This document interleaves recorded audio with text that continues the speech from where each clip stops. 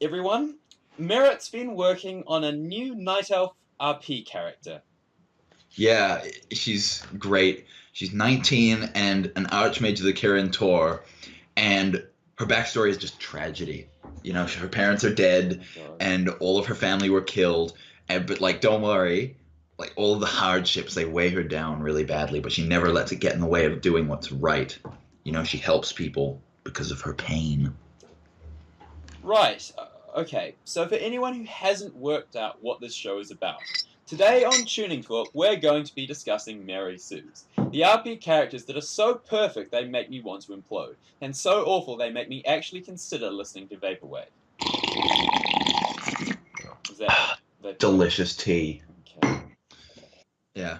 Also, I just decided that my character has heterochromia in her eyes. Of course, She's got different color eyes. Do they change color when she has like different emotions and things? Yes. Oh, yep, got it. Okay.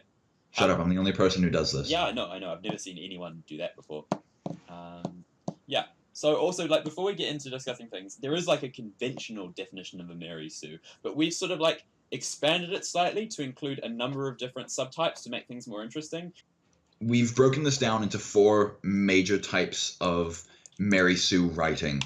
And before we go, we're just saying being a Mary Sue is not a roleplay style. If anybody says it's a roleplay style, they're full of shit. Who says it's a roleplay style?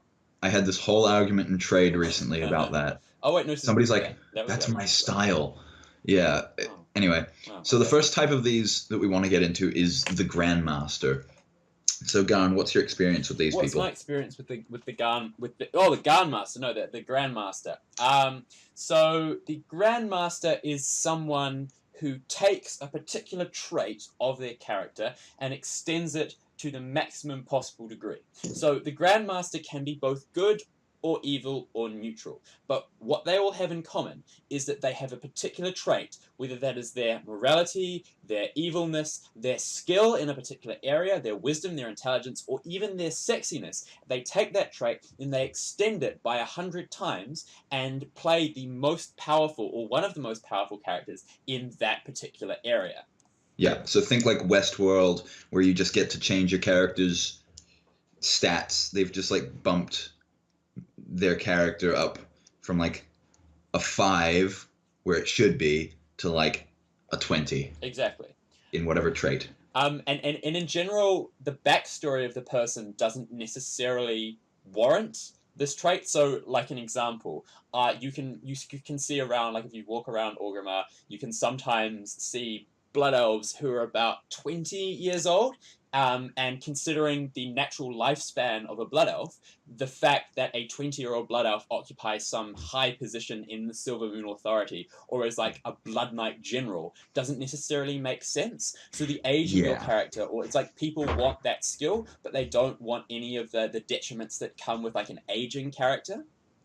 Yeah, absolutely. Like, and another thing I think it was like, this whole thing is a part of it is, especially with races which are longer lived, consider elves or mainly just elves. It's always elves.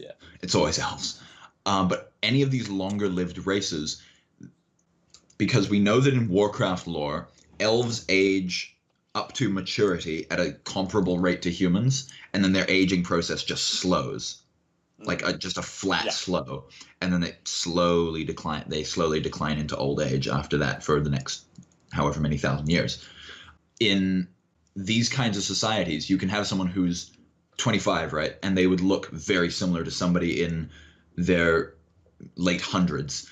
And so I think there's an element of, if you're doing this kind of thing right, where even if your character is quite intelligent, even if they're young, they're going to be culturally looked down upon and considered a child by everybody else. Exactly, because we need to assume that, like, in these societies, there's going to be, like there has existed in the past on Earth, there's going to be a degree of ageism, but in elf societies, that's likely to be directed towards the younger generation. So even if you are a 20-year-old, like, elf, even if you are amazingly skilled, the older generation is still going to look down on that, because you've got people who are so much older than you, then a 20-year-old is just going to seem like an absolute infant compared to them, and so they're unlikely to give you a position like General of the Blood Knights.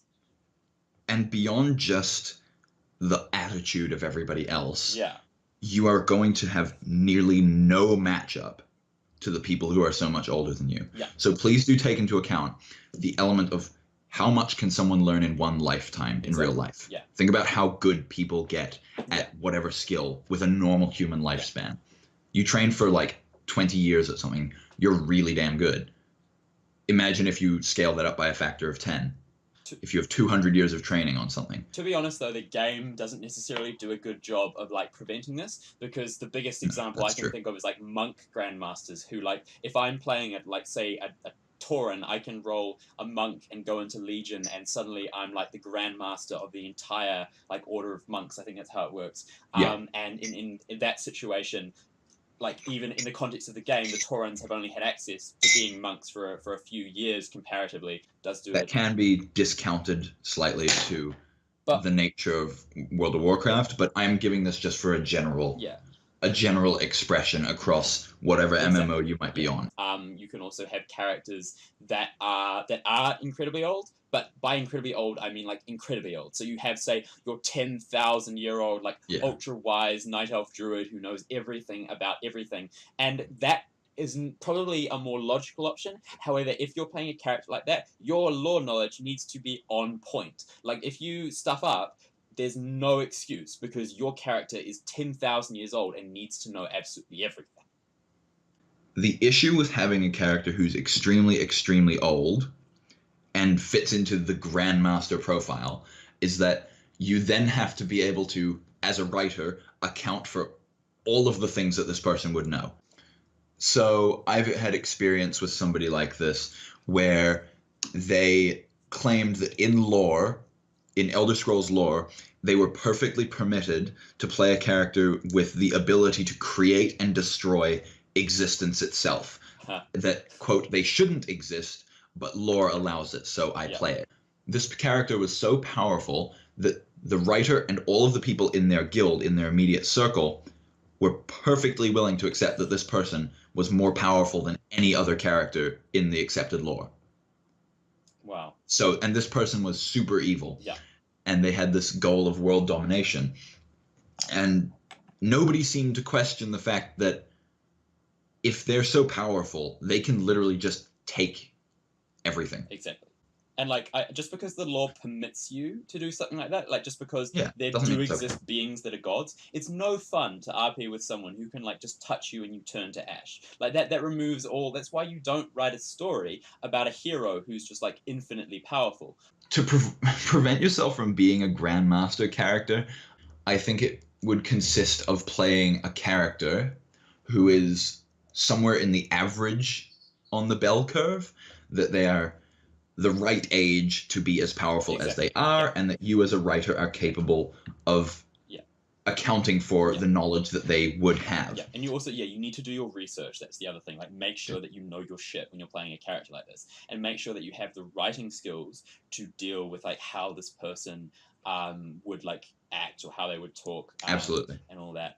On the point of Grandmasters, I think the issue is when you're playing a character who, like the one we spoke about before, where they have some mass influence over other people, where either you are a seductress and everybody who looks at you has some immediate urge to please you, or like a calming influence, or like everybody around you can hear whispers. If you have any kind of mass influence like that, write something that's going to make other people's characters like attracted to them. Like, write something good. If your guildmates or your friends who you're role playing with, or you message someone and like out of character and you message them and tell them, hey, would you be okay with responding in this way? That's fine. That's A-okay, because you're doing it with the permission of others. But in public roleplay, where everybody would suddenly, to maintain continuity, have to respond in the way that you've set out in your profile, I think that's horribly rude, and you should just stop. You should stop doing that. So to keep us on time, I think we should move on to the Paragon. Yeah, so type 2 is called the Paragon. Now, the Paragon is, I mean, you can play a good character. I'm just going to preface it with this. There's no harm in playing a hero. Not every single character needs to be a super edgy anti-hero. In fact, that's a problem in itself. But the Paragon is an extreme representation of lawful good. However, it's not lawful good done right. example. So they are supposedly, and this is another example of telling but not showing, it will be written somewhere on their profile that they are a character with an extreme sense of duty or moral conviction to a particular cause. Yet they will drop this cause, this sense of duty, when they see fit. So they'll just be hanging out and you'll be talking to them, and nowhere in their speech will you see this further. Nowhere will you see this extreme sense of duty. Yet suddenly it will come back. Yeah. I think it's almost a pathological representation of the writer's desire to be stronger willed than they are. Yeah. The issue is that they also lack the willpower to accept Exactly the limitations of a character like this, where if you're super... Sorry, yeah, continue. Well, no, I was just going to say that, like, yeah, if you have this duty, right, this sense of duty, probably people aren't necessarily going to like you. So a typical example of this is, let's say you're playing a Paragon character that hates undead, right? You've got that written there. But then when you start RPing with undead characters, you show no reaction. Or you just say, like, you say, I dislike you. Yes, and that's it. Yeah, like, or something along those lines. And in that situation, what's happening there is your desire to be liked in roleplay is coming above your character integrity. So if your character genuinely hates a particular group, you shouldn't talk to them. Or when you talk to them, you should express your hatred. But...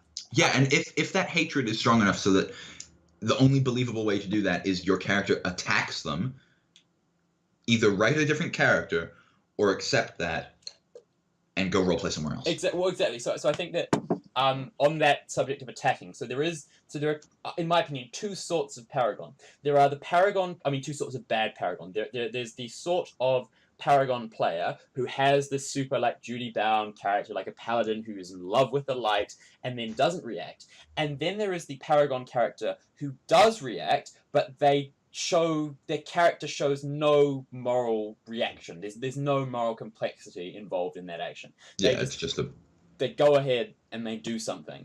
Like they punch an undead in the face and nothing else happens.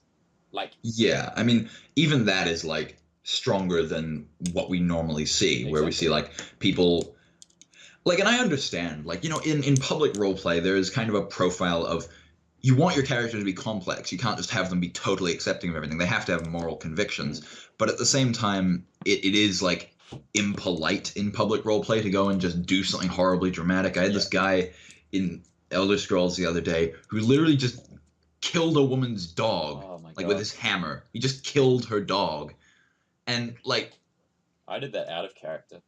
Like, that is him playing his character well, because his character is that sort of person. Like, I have no problem with that. Like, that's actually really admirable that he was willing to take it that far. But it's just like, is a tavern the best place for that? You have to situate yourself in a place, in public, only when the circumstances are such that you're not going to end up doing something like that destructive to the overall area. And people, like, try to give their Paragon characters moral complexity by giving them a dark past. But a dark past usually just means their parents are dead, their village was burned, they were once, like, kicked in the dick by an undead, and now but it's never really had, like, a serious, like, psychological impact on them, in that because the Paragon character is a Paragon, their parents being killed haven't fucked them up like Batman or whatever. Like, the only thing it's done is given them this drive to fight whatever has done that bad thing, but it's had no normal psychological impacts on them besides making them sad sometimes, and they'll go, oh, I'm sad, so and so died, my village was burned. I hate orcs because I had sex with one once and then I realized it was a man. Haven't we? Like, all? I've done that. Yes. Yeah. So let's move on to how to do a Paragon character correctly. Yeah. I think one is that just choose your moments. If you're strongly convicted of your morals and you're going to act on them no matter what, maybe make sure you're only in taverns when the things that trigger your character aren't going to be there, just so that you don't explode. Yeah. If it's in group role play, that's cool. That's fine. introduce some psychological complexity, right? Like, Yeah. so just make your character, like, the fact that your character has this, like, duty impulse, they're a good character, doesn't mean that none of the things they do have, like, an impact on them. If your character's just murdered a whole village of people because they don't like them, or because they have this sense of duty, allow that to have an effect on them. Don't pretend that that's not going to impact them. Don't pretend that your character is just 100% good if they do things that you aren't going to acknowledge the moral complexity of. Yeah. So that's like the second part, where just make sure that you're writing itself, that the writing of the character and not just the behavior of the character isn't this weird cookie cutter of something bad happened to me, so now I'm like one of the most extreme people you've ever met. The end. Yeah. So now we're going to move into type 3, what we've titled the well-intentioned monster. Yeah. Now, Garn and I have some delicious experience with people like this. With this archetype of Mary Sueism. We've had a few people like this. Yes, yeah. What we found between all of them is that they all say, I'm good. Yeah. They say, I'm a good person, I'm doing what's right. Not just in character. Their character doesn't just say that. Out of character, they say this as well. What would you say the difference is between a paragon who refuses to acknowledge the moral complexity of their actions and the well-intentioned monster archetype? I think it's a little bit of a gray area. It's a low wall between the two. It's a low wall. I think the difference is the out-of-character salt. A well-intentioned monster can have a whole range of different alignments. Like, they can have, like the excuse we've heard, oh, my character just has anger issues, so it's okay that they just randomly try to kill your character. Doesn't mean that they're evil or, like, messed up. They're just like that. Like that's the thing. It's almost like the excuse is a little bit lazier. What's an example, right? An example of how a well-intentioned monster would behave. Right. Character is mad about you doing something minor, right? Yeah. They've had some minor thing happen, and they pull a knife on you in the middle of the Valley of Honor, exactly. right in front of the guards. They pull a knife and just like, yeah, I'll kill you if you don't do this thing that I do not have the power to order you to do. Yeah. That is an issue of one, lazy writing. Yeah. You're justifying your character's abilities and actions just out of the blue. But see, the key thing here is to have a character that pulls knives on people. That's fine. But the reason you become a well-intentioned monster is if you pull a knife on someone, but then you, out of character, refuse to acknowledge that what you just did was fucked up. You still continue to pretend that your character is normal when they aren't. Yeah. So this whole type of Mary Sueism is just a problem with the out-of-character writing. Exactly. That's the main thing. And so I think we can actually say, kind of wrap this one up pretty quick and say, the way you avoid this is just think through what your character does. Is it justifiable?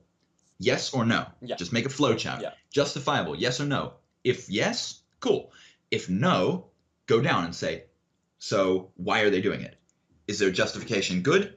Yes, no. If yes, cool. If no, then say, are they then flawed?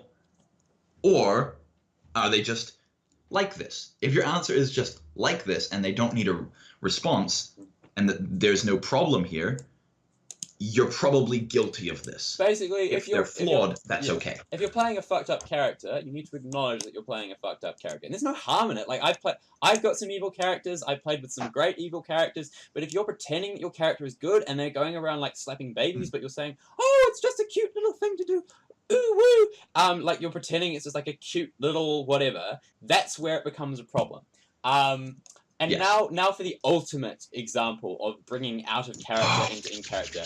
Hand-rubbing intensifies. Yes, type 4, the self-insert. This is my least favorite thing, and it comes in so many different shapes and sizes. This is quite a broad category, but this one just covers everything and everything else that we haven't said. Exactly. It's essentially whenever you bring something that's in yourself or something you like into the game or into your character that totally does not belong there. Shall we start with the way they speak? So this is the immediate way you can recognize a self-insert character. It's like they talk like a teenage girl from California as opposed to a 100-year-old blood elf paladin. It makes no sense. Like if you say that you use a word which has a direct connotation of something which doesn't exist Yeah. in the accepted lore you're using. So, can you think of any examples of when that's happened to you?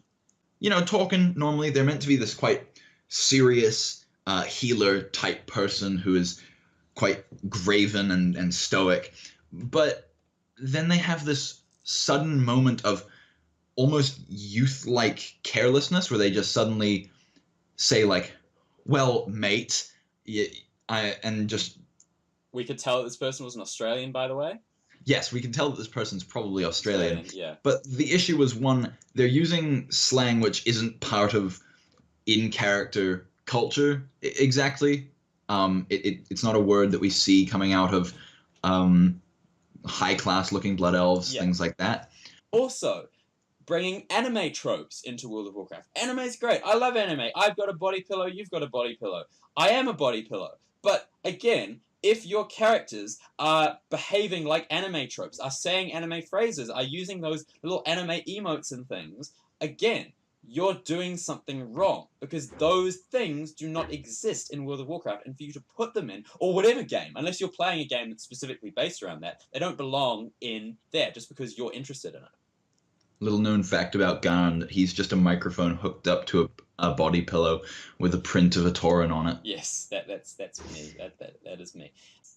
But this doesn't just go for like niche fandoms. Like I can imagine scenarios where, say, like you've watched a lot of action movies, or you've watched a lot of a particular TV show, and then you bring that into the game. Like sometimes it's quite explicit. Like you like Dark Souls, so you name your character after one of the bosses in Dark Souls. Oh, don't remind me. Yeah. This has happened too. The next issue with the self-insert thing is this weird disconnect that the writer often has between game lore and their own character fantasy. Yeah. In Elder Scrolls, right, we understand that, yes, there is, like, the whole Sothosil thing, Clockwork City, you can have, I don't know, metal body parts. But in roleplay, is that exactly the best thing to always do? To be this crazy 1 in a million outlier? Again, just think of, like, what is your average? Like, yes, you can, but, like, the rareness of a trait scales proportionally to the amount of skill at writing you must have to make it believable and not just cause essentially inflation of roleplay tropes. Next thing, this is quite specific, but I see it a lot. Song lyrics as dialogue. Just oh no. And it's not like, it's never like a pop. It's like some emo band that I mean, I like emo bands. You like emo bands. I mean, Merritt and I are in an emo band. What's our emo band called, Merritt? Fallout Boy. Fallout Boy. We are Fallout Boy. We are Fallout. We're members of Fallout Boy. But that doesn't mean that we go in as our characters and write "Remember Me" for centuries or whatever the rest is. Like you don't quote song lyrics, right? Just don't do that in character. If in your profile you quote some song lyrics and that's just like a quote to describe your character, that's fine, you're sort of edging up against it. But when your character starts saying song lyrics, like as just a thing that they say... I've never actually experienced that one. We've experienced it. We've role-played with someone who did that. Really? Yes.